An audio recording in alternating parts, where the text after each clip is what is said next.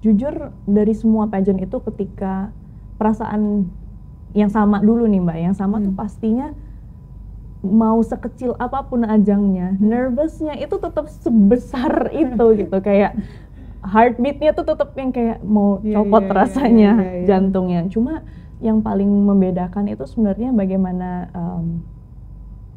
confidence-nya di depan panggung itu beda ternyata ketika kita sudah benar-benar mungkin mencintai diri sendiri dan memahami, menerima kekurangan diri sendiri. Jadi ketika when I walk on the stage, I know aku punya kekurangan ini, aku punya kekurangan itu, tapi aku sudah bisa menerima itu gitu. Ketika kemarin terakhir mungkin di panggung tertinggi di Polandia, jadi udah istilahnya legowo gitu ya, udah legowo. Apapun yang terjadi terjadilah. Yang penting aku di sini udah berusaha semampuku dan ini merupakan mimpiku gitu.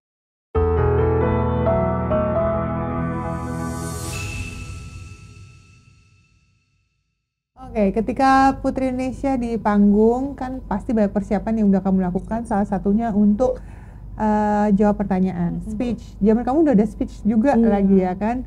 Waktu itu apa nih yang kamu bekalin diri kamu? Apa memang udah latihan sendiri khusus kah? Atau tiba-tiba on the spot kah? Atau ada kisi-kisi dari mana? Jadi alhamdulillah backstory-nya adalah ketika Putri Indonesia itu aku menjadi putri pertama yang finalis pertama yang terpilih Mbak dari seluruh daerah, dari 44 finalis itu. Jadi advantage-nya untuk aku adalah aku punya masa prep yang lebih lama dari yang lainnya. Nungguin yang lainnya terpilih kan. Iya. Jadi di kala itu aku gunakan untuk ikut kelas public speaking dari banyak banget teman-teman dan juga acquaintances yang mau bantu aku gitu. Jadi memang public speaking itu salah satu hal yang sebelumnya aku sangat amat nggak percaya diri dan aku harus tangkal itu gitu. Jadi ikut kelas public speaking of course banyak banget yang bantuin dan nggak cuma dari sekolah-sekolah gitu Mbak, tapi teman-teman kuliah juga ikut bantuin. Jadi saling kayak tiap malam, Dinda, kita tiba-tiba kasih satu kata, can you please elaborate just one question, one word, terus mereka kayak coba kamu jelasin ini dong in 30 seconds gitu. Teman-teman kuliah. Jadi aduh ya alhamdulillah. Dinda kuliah di mana? Di UI.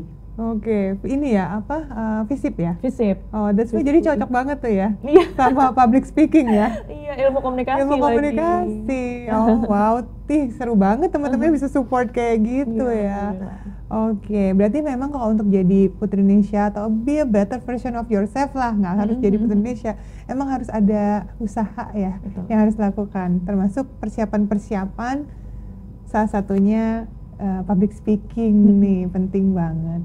Nah, kalau misalnya nih sama menjalani pageant, ada kesalahan-kesalahan, mungkin salah gerakan, salah ucapan gitu. Apa sih yang harus dilakukan nih untuk menutupi itu atau balik lagi ke diri kamu lagi gitu di atas panggung?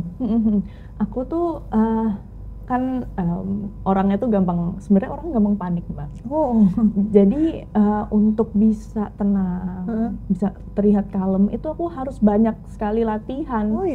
Biar di atas panggung itu, karena aku inget banget ketika pertanyaan top 3 dulu itu kaget dapat pertanyaannya Mbak, karena menurut aku pertanyaan personal itu jauh lebih susah daripada pertanyaan yang mungkin tentang ilmu, tentang knowledge atau global issues gitu.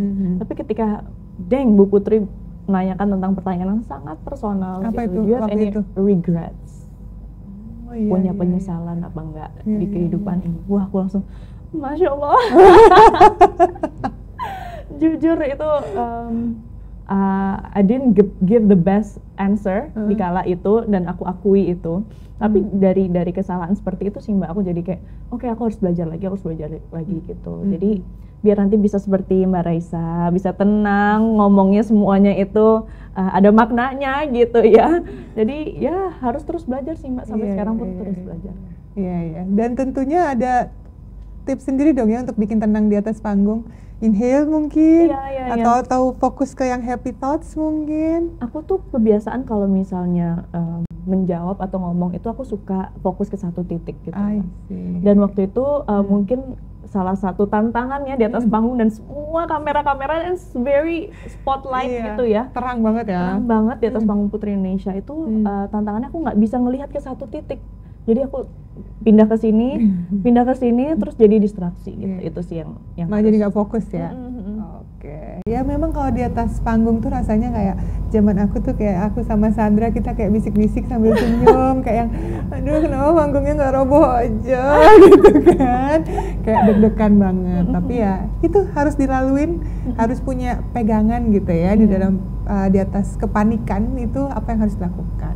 Tadi tips dari Dinda adalah pokoknya lihat ke satu titik, itu akan membantu gitu ya. Kalau bekal utama apa nih Dinda yang kamu pegang teguh terus nih sampai saat ini untuk menjaga gelar kamu? Wah. Dari tadi aku mikir juga sih ini. Enggak, karena I don't think there's a certain formula gitu Mbak untuk bisa terus bertahan, asalkan kita bisa jadi orang dan pribadi yang resilient dan bisa adaptif aku rasa. Karena kan tiap tahun gitu kita dikasih, ketika aku menjabat setahun menjabat, tapi kan setelah menjabat itu ada lagi tantangannya. Setelah ini karirnya mau dibawa kemana, setelah ini kamu bisa expand your personal branding kemana, itu lagi tantangan baru lagi gitu. Jadi untuk terus coba, nggak mau stuck in one comfort zone, aku rasa itu bisa jadi bekal yang sangat berguna ya buat kita bisa expand our territory dan expand our career gitu. Nah, karir kamu pengen tujuannya gimana nih nextnya nih? Dinda kemarin udah sempat recording ya kan? Akan ada album kah nextnya? Aduh, insya Allah Mbak, mohon doanya. Tapi insya Allah akan rilis single soon, very soon, abis Lebaran. Oh iya, amin. Congratulations. Terima kasih, masih produced by Mas Baim juga. Jadi benar-benar aku kemarin itu seperti dibukakan jalan baru sama Mbak Tika dan Mas Baim untuk ada kok harapannya untuk kamu bisa berkarir di sini. Wih, kita doakan semoga lancar, sukses. Amin. Albumnya bakal meledak nantinya ya, Amin. singlenya laris manis. Yeay. Oke, kalau gitu dari tadi kita udah ngobrol-ngobrol nih, mengulik seorang Dinda nih kayak apa ya kan? Gimana kalau kita ajak main game sekarang? Wah, game apa ini? Ya ini gampang gamesnya, tinggal ngomong setuju atau tidak. Tapi ya harus kasih alasan juga ya, kenapa pilihnya setuju, kenapa enggak. Nah, karena pernyataan-pernyataan ini sebenarnya aku ambil dari para hayati ya, pageant lovers di luar sana yang sering banget mengeluarkan argumen-argumen ini ketika adanya ajang pemilihan Putri Indonesia. Oke. Yang pertama, nah kata mereka sih pemenang Putri Indonesia tuh selalu yang paling tinggi nih di antara 3 besar. Nggak setuju. Nggak setuju. Karena aku rasa ada kok tahun-tahun yang pemenang utamanya itu nggak lebih tinggi gitu dari pemenang 2 dan 3-nya gitu. Itu zaman kamu? Kalau zaman aku, Laksmi paling tinggi sih. Oke. Laksmi paling tinggi. Laksmi paling tinggi zaman kamu ya. Zaman aku, tinggal aku sih dari Nadine. Nah, Oke, nggak tahu lah ya. Berarti ya. Oke. Nextnya, wah ini juga sering banget. Ini dari zaman aku udah dibahas, diulik banget ya. Kebaya atau konde itu jadi kode pemenangnya. Setuju atau nggak setuju? Aduh Mbak, aku pengennya nggak setuju tapi kok setuju ya? Serius? Beneran masa? Oh iya? Aku nggak mau asumsi ya. Aku yakin semua desainer top 3 kebaya dari Bunda Ana dan juga Mimi Intan itu semua equally the same indahnya gitu. Tapi mungkin aura pemenang itu beda ya Mbak. Jadi bajunya kerasa beda ya. Terlihat beda gitu. Tapi ada aksen yang beda gitu ya. Akan terlihat seperti itu. Emang ya? terlihat beda gitu. Oke. Tapi kalau aku bagi sharing pengalaman nih ya, zaman aku yang menentukan rambutku dinaikin atau enggak, itu sebenarnya dulu ada almarhum Mas Dini. Jadi end the stage di background, dia apain rambutnya? Udah naik aja, kok diikat. Jadi nggak ada tuh kayak arahan ini nanti rambutnya diginiin ya. Enggak, tuh dia aja yang naikin rambutku. On the spot ya. Waktu itu. Iya, nggak tahu deh kalau di nextnya kayak apa ya. Oke, selanjutnya, apakah benar Setuju atau tidak? Wajah oriental di 3 besar selalu menjadi putri Indonesia lingkungan. Hey, Langsung lihat di sini. apakah iya? Kamu bener nggak? Setuju Di nggak? tahunku enggak sih, Mbak. Di enggak tahunku enggak oriental. Enggak Asli oriental. Maguire. Justru bule ya. Justru bule ya? Justru bule. Cindy bule. Ini bule. Kak Ayusa enggak. Iya, iya sih. Terus Kak Jolin Iya ya. mungkin lebih Jadi itu ke mirip aku loh. fair skin kali ya, Mbak ya. Oh gitu ya. Lebih ke fair skin tone kali ya. Oke, karena dulu tuh ya kayak Miss Internasional kan selalu diwakili sama Putri Indonesia lingkungan. Iya, iya. Jadi kayaknya konteksnya ke situ, Betul, ya betul. kan? Akan disesuaikan. Seperti kata para vegan lover kan, mereka suka tuh ya mix and match ya. Yang ini lebih cocok ke sini, yang ini lebih cocok ke sini, gitu, ya kan? Padahal itu nggak semerta-merta ya, pasti banyak faktor di belakang itu nih yang sekarang jadi penentu bakal dikirim ke ajang yang mana. Yes. Gitu. Oke, next. Setuju atau tidak nih Dinda? Putri Indonesia Pariwisata selalu jago entertaining. Weh. Aduh, aku nggak berani jawab, ntar dikira kepedean dong. Ih, kan setuju nggak setuju? Apa dong? Terus aku mikir yang sebelum kakak-kakak senior. Apa? Setuju sih. Setuju deh. Gak berani. Iya loh, tapi loh kayak yang banyak yang jadi artis ya, emang artis jadi artis ya. Ya kan? Kayak Jihan. Kajian. Kayak kamu di dunia entertain ya kan? Siapa lagi sih?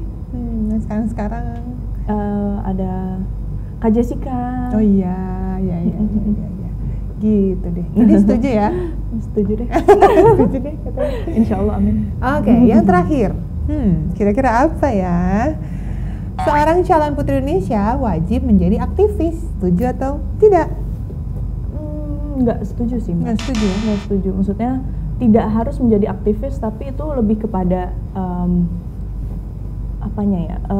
Soul-nya kali ya, Mbak. Ya. Maksudnya kita kan pasti datang ke panggung Putri Indonesia itu kita membawa satu isu yang menurut kita penting dan juga urgent untuk kita solve. Gitu. Jadi nggak melulu kita harus jadi SJW gitu, nggak melulu kita harus jadi bikin papan depan gedung DPR gitu. Kita nggak harus begitu gitu. Cuma caranya ya kita terus bisa mensupport certain issue atau apapun itu melalui cara yang lebih elegan. Gitu. Menjadi ini kali ya, lebih ke salah satu poin plus kalau memang kita membawa satu isu penting kemanusiaan, gitu ya, yang memang bermanfaat. Karena kan Putri Indonesia ini sebenarnya bisa menjadi agen untuk membantu masyarakat sekitar, menjadi penyalur gitu, berbagai kegiatan dari berbagai sektor ke masyarakat gitu kan, bisa melalui Putri Indonesia gitu kan ya. Kayaknya tuh intinya Putri Indonesia nggak sih, Mbak? Intinya maksudnya, itu ya. Aku dari dulu tuh nonton Putri Indonesia dari zaman nontonnya di TV sampai akhirnya terakhir nontonnya tuh lewat YouTube gitu, Mbak. Aku rasa tuh yang paling bikin aku tersentuh hatinya tuh ketika melihat foto-foto kakak-kakak senior Mbak Reisa dan lainnya itu bisa bercengkrama dengan masyarakat dan senyum itu kan nggak palsu ya, Mbak. Maksudnya tatapan mata itu semua, body gesture, it all terlihat gitu bagaimana ikhlasnya seorang putri Indonesia itu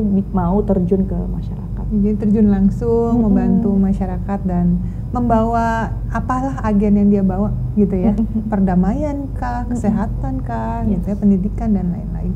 Oke, thank you so much Dinda sudah mau datang ke sini ngobrol-ngobrol. Terima kasih banyak. Pasti nih para fansnya Dinda nih seneng banget, happy banget hari ini. Kita doakan semoga rencana-rencananya Dinda ke depannya lancar, sukses semua, kesampaian semua ya. Makin gemilang lagi nanti karirnya. Amin. Pokoknya ingat dong tagline-nya. Sekali menjawab Putri Indonesia, selamanya menginspirasi. Yeay, Terima amin. kasih Lovely People. Dah.